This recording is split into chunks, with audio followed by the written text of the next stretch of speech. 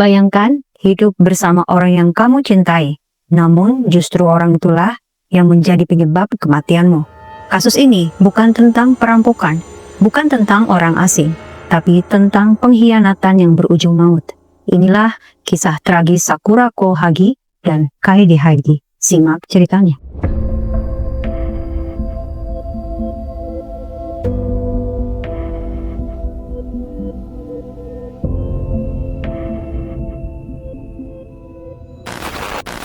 Namanya Sanae Shimomura. Dia anak tertua dari 3 bersaudara. Semasa SMP, dia dikenal anak remaja yang nakal, yang suka mewarnai rambutnya.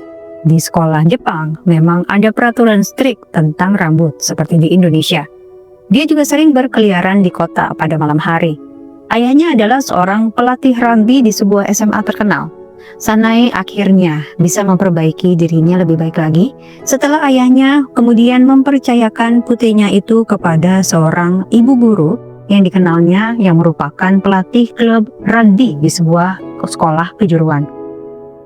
Setelah lulus SMP, Sanae Shimomura tinggal di rumah ibu guru tersebut dan selama 3 tahun hingga lulus, dia belajar di kelas guru tersebut serta bekerja keras sepulang sekolah mengurus anggota klub rugby.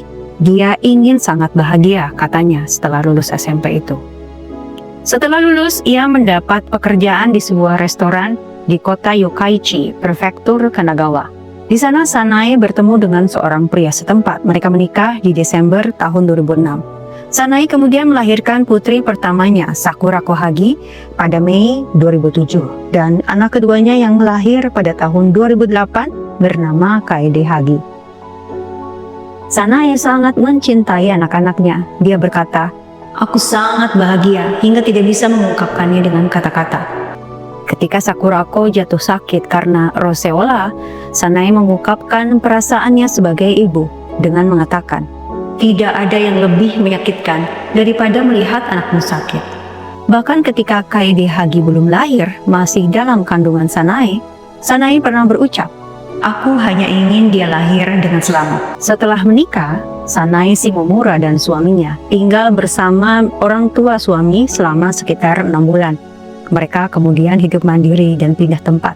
Sanae dinilai telaten mengurus anak dan sangat berdedikasi dalam membesarkan anak-anaknya, dan dia mau belajar membuat makanan bayi dari mertuanya. Pernikahan Sanae tidak berlangsung lama. Dia akhirnya bercerai pada Mei 2009.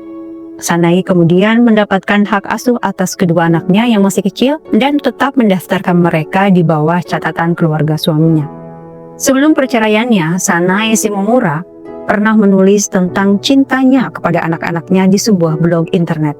Dia menulis, "Terlintas dalam pikiran saya bahwa bisa menghabiskan setiap hari tanpa beban bersama putri saya yang lucu adalah hal yang benar-benar membahagiakan." Demikian bunyi salah satu unggahan blog Sanae Shimomura dari Desember 2007 hingga April 2008. Sanae sempat bekerja di sebuah restoran di Nagoya. Namun setelah perceraian, lingkaran sosial Shimomura termasuk kehidupan malamnya menjadi lebih mencolok. Pada Januari 2010, Sanae mulai bekerja di tempat hiburan dewasa di Minami, Osaka. Sanae kemudian tinggal bersama kedua anaknya di sebuah apartemen 1 kamar seluas 15 meter persegi di lantai 3 nomor 303. Perjanjian sewa apartemen tersebut dipegang oleh majikan Sanae. Suatu malam, seorang tetangga melihat Sanae Shimomura membawa Sakurako dan Kaede ke taman. Sanae Shimomura terlihat membiarkan anak-anak itu bermain sendiri, lalu ia duduk di bangku, merokok, dan melihat ponselnya. Sanae mengabaikan suara Sakurako ketika gadis itu memanggil, "Mama." Sanae tetap fokus pada handphonenya. Mungkin saja Sanae memang tidak mendengarnya. Beberapa bulan bekerja dan mengurus anak-anak sendiri, Sanae Shimomura mulai kangen dengan dunianya. Dia juga ingin berpacaran lagi dan mendapatkan perhatian dari lawan jenis yang sudah lama dia idamkan tanpa harus merasa terganggu oleh orang lain, yaitu anak-anaknya. Sanae mulai mencoba meninggalkan anak-anaknya lebih lama dari waktunya bekerja. Dia sering keluar malam sambil berpacaran. Awalnya, Sanae hanya mencoba meninggalkan anak-anaknya beberapa jam saja dengan meninggalkan makanan secukupnya untuk mereka. Ketika Sanae rasa kedua anaknya aman-aman saja, dia lalu mencoba meninggalkan kedua anaknya semalaman. Kemudian menjadi 2 hari. Setiap kali ia pulang dan melihat anak-anaknya dalam keadaan yang baik-baik saja menurutnya, Sanae mulai meremehkan anak-anak. Dia merasa, mereka baik-baik saja ternyata. Musim panas 2010 di bulan Juni, Sanae akhirnya membuat keputusan fatal. Dia ingin bebas sepenuhnya. Dia akan tinggal bersama pacar baru tanpa Sakurako dan Kaede. Sekitar waktu itu saya mulai tidak menyukai memberi makan anak-anak saya atau memandikan mereka, katanya. Rabu 9 Juni, Sanae pergi dengan hanya memberi makan anak-anaknya untuk terakhir kali tanpa menyiapkan stok makanan atau air. Tidak ada getar-getar keraguan atau kesedihan sedikit pun. Sanae malah menumpuk pakaian dan barang-barang berat di depan pintu kamar tidur agar Sakurako dan Kaede tidak bisa keluar. Sanae sadar kalau anak-anak bisa saja menimbulkan bau dari buang air mereka. Maka Sanae mengambil selotip dan merekatkan sela-sela pintu apartemen dari luar. Tujuannya bukan hanya mengunci anak-anak, tapi untuk memastikan bau dari dalam tidak keluar dan suara tangisan anak-anaknya tidak didengar tetangga. Sanae kemudian melangkah pergi, meninggalkan darah dagingnya dalam kegelapan saat mereka sedang tidur, menuju kehidupan barunya yang penuh kebebasan semu yang ia torehkan di media sosial. Sementara itu, di dalam apartemen yang terkunci rapat, tanpa listrik, tanpa air, dan di tengah panasnya musim panas Jepang, Sakurako dan Kaede terbangun tanpa ada mama mereka di samping. Sebenarnya itu pemandangan biasa bagi Sakurako dan Kaede. Mereka kira ibu mereka hanya pergi dan akan pulang kembali. Namun nyatanya, ketika jam berganti hari ke hari, mama tak kunjung pulang. Rasa lapar mulai menyerang. Disinilah Sakurako, balita berusia 3 tahun, menunjukkan naluri yang luar biasa. Meski dia masih kecil, bahkan dengan tubuhnya yang lemas, Sakurako masih memikirkan adiknya Kaede yang juga kelaparan. Kaede sendiri saat itu berusia 1 tahun 9 bulan. Sakurako berhasil membuka pintu kulkas. Sayangnya, isinya nyaris kosong. Dalam keputusasaan, Sakurako mengambil apa saja yang bisa ia temukan untuk dia dan Kaede. Namun tubuh manusia punya batas. Terlebih lagi ini hanyalah 2 orang balita yang kemampuannya terbatas. Tanpa air yang cukup, Sakurako dan Kaede mengalami dehidrasi yang berakhir merusak organ mereka dengan cepat. Mereka terpaksa hidup di atas kotoran mereka sendiri karena tidak ada yang mengganti popok. Perlahan, Sakurako dan Kaede melemah. Dari teriakan keras, "Mama! Mama!" mereka menjadi hanya rintihan hingga akhirnya sunyi. Sementara saat Sakurako berjuang memberi makan adiknya dengan apapun yang bisa dia temukan di rumah yang hampir kosong, mamanya sedang bersenang-senang menginap di hotel bersama pacarnya. Sanae bahkan memposting foto-foto ceria di media sosial. Pada pertengahan Juli 2010, Sanae sempat mengunjungi restoran ketika ia kembali ke kota asalnya di Yokkaichi, Prefektur Mie. Saat itu, sudah berminggu-minggu Sanae meninggalkan Sakurako dan Kaede. Di Yokkaichi, dia bertemu dengan temannya. Ketika pria itu bertanya tentang anak-anak Sanae, karena memang Sanae sudah diketahui punya anak oleh orang Yokkaichi, Sanae Shimomura mengatakan bahwa ia telah menitipkan kedua anak itu kepada nenek mereka. Dan kemudian dengan cepat, Sanae mengganti topik pembicaraan. Selama itu, Sanae berpindah-pindah tempat. Dia tidak selalu bersama pacarnya. Dia kadang menumpang tinggal di rumah teman-temannya. Sementara itu, Sakurako dan Kaede meregang nyawa. Sakurako sang kakak yang tangguh diduga meninggal lebih dulu. Kaede, bayi 2 tahun, menghabiskan jam-jam terakhir hidupnya sendirian di samping jasad kakaknya. Kemudian menyusul pergi. Mereka meninggal dengan posisi berpelukan. Ironisnya, tetangga apartemen sebenarnya mendengar tangisan Sakurako dan Kaede. Berminggu-minggu mereka mendengar jeritan pilu. Tapi Norma menjaga privasi di Jepang dan dugaan kalau anak-anak itu sedang dalam fase tantrum membuat mereka enggan menutup pintu untuk sekedar mencari tahu kenapa tangisan itu tak berhenti. Sebuah laporan dari seorang anonim pernah diterima oleh kepolisian prefektur Osaka tanggal 17-18 Juni 2010. Petugas perlindungan anak sempat datang menindaklanjuti keluhan tentang kegaduhan di apartemen Sanae. Mereka lalu datang dan memencet bel kamar Sanae, tapi tidak ada jawaban. Kemungkinan karena anak-anak saat itu sudah sangat lemas dan tidak sanggup untuk bersuara, ataukah mungkin anak-anak sudah tiada. Karena ketukan mereka tidak ada jawaban, petugas itu pun akhirnya pulang dan mengira laporan itu adalah laporan salah. Padahal di balik pintu itu, Sakurako sedang menunggu pertolongan. Setelah itu, manajer gedung apartemen mengeluhkan bau tak sedap yang berasal dari kamar apartemen Sanae Shimomura. Keluhan itu kemudian disampaikan ke manajer tempat Sanae bekerja di distrik komersial Minami Osaka. Dan akhirnya, seorang rekan kerja Sanae menghubungi Sanae tanggal 29 Juli dan membujuknya untuk pulang mengecek kondisi apartemen karena Sanae ternyata sudah tidak masuk kerja sejak seminggu lalu. Dia akhirnya terlihat datang mengunjungi apartemennya itu sendirian.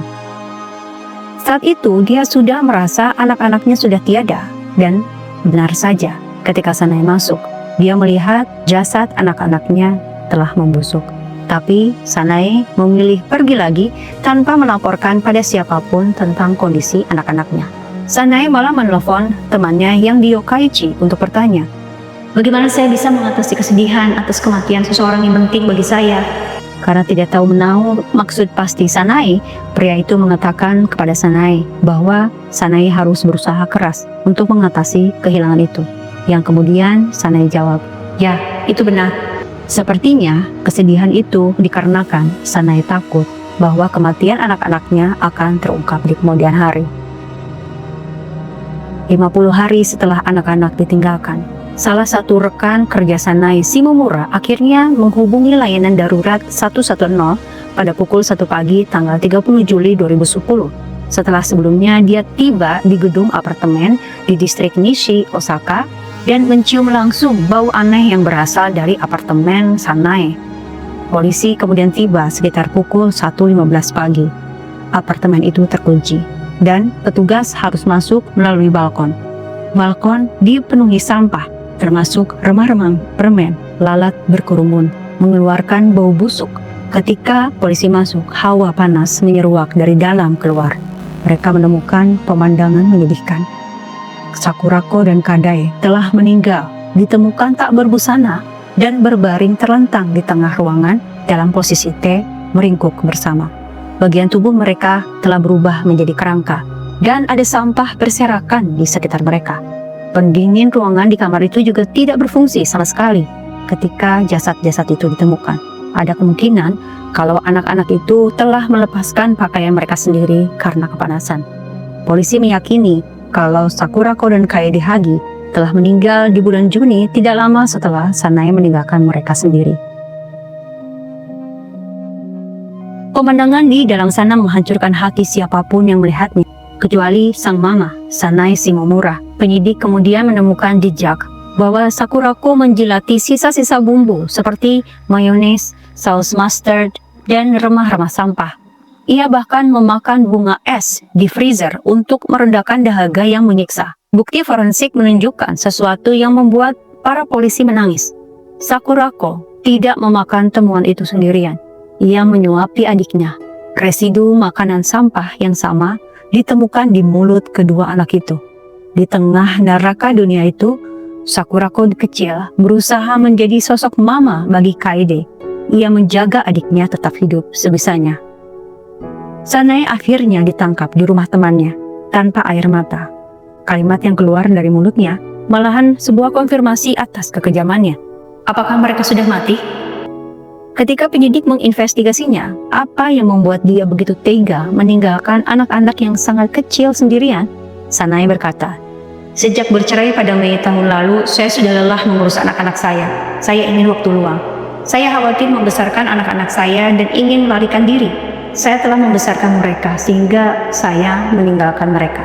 Saya berharap saya tidak memiliki anak saya tahu bahwa anak-anak yang masih kecil tidak akan bisa bertahan hidup jika saya meninggalkan mereka dan menolak memberi mereka makanan atau air. Tapi kemudian, Sanae menunjukkan rasa penyesalannya. Dia berkata saat wawancara dengan penyidik, "Saya telah melakukan sesuatu yang tidak bisa diperbaiki." Namun, dia juga mengatakan lagi, "Saya sering meninggalkan anak-anak saya tanpa pengawasan di masa lalu dan menginap di luar rumah selama beberapa hari." Menurut Sanae, saat itu ia merasa tidak punya teman di Osaka untuk diajak bicara tentang pengasuhan anak dan hal-hal lain. Sanae menjadi terisolasi secara psikologis karena tuntutan pekerjaan dan pengasuhan anak di tempat yang asing. Di pengadilan, hakim menolak alasan sakit mental yang diajukan pembela Sanae. Hakim melihat adanya niat membunuh lewat tindakan menyegel pintu. Sanae Shimomura kemudian divonis 30 tahun penjara. Penyesalan juga datang dari mantan mertua Sanae. Kakek nenek dari 2 anak kecil yang malang mengatakan dalam sebuah wawancara di rumah mereka di Yokkaichi, Prefektur Mie, pada tanggal 31 Juli 2010, mengenai Sakurako-chan dan Kaede-chan, sang kakek sambil terisak berkata, "Kami berdoa agar mereka baik-baik saja. Kami percaya kami akan bertemu lagi." Pada saat perceraian, nenek Sanae dilaporkan meminta Sanae untuk menghubunginya jika terjadi sesuatu terkait Sakurako dan Kaede. Namun, Sanae tidak pernah menghubunginya. Mirisnya, apartemen itu bukanlah apartemen sepi. Banyak anak muda yang bekerja di salon kecantikan dan kafe di dekatnya dilaporkan tinggal di sana. Ketika petugas dari kantor polisi Nishi, Prefektur Osaka datang, seorang penyewa yang tinggal di lantai yang sama dengan Sanae berkata, "Saya mendengar seorang anak menangis hampir setiap hari dari sekitar pukul 3 pagi ketika saya pulang kerja hingga dini hari. Kedengarannya seperti jeritan dan tidak biasa." Tetangga itu sebenarnya berpikir adanya kemungkinan penganiayaan terhadap anak, tapi dia malah memilih diam karena itu privasi. Dia lalu berkata lagi, "Tangisan anak itu telah berhenti baru-baru ini. Saya bertanya-tanya, apakah dia telah meninggal? Tetapi saya tidak pernah berpikir itu benar-benar terjadi." Seorang tetangga lain juga bersaksi, selama beberapa bulan ada bau seperti sampah makanan busuk. Ketika saya keluar balkon, saya terkejut dengan bau yang kuat dan menyengat. Dia mengatakan bahwa hingga sekitar sebulan yang lalu, dia mendengar suara rintihan seorang anak. Seorang warga lain, pekerja kantor perempuan, berkata, "Saya belum pernah melihat anak itu. Tetapi sejak musim dingin ini, saya mendengar dia menangis, mengatakan hal-hal seperti sakit dan merasa sedih atas apa yang telah terjadi." Kisah Sakurako dan Kaede bukan sekedar berita kriminal.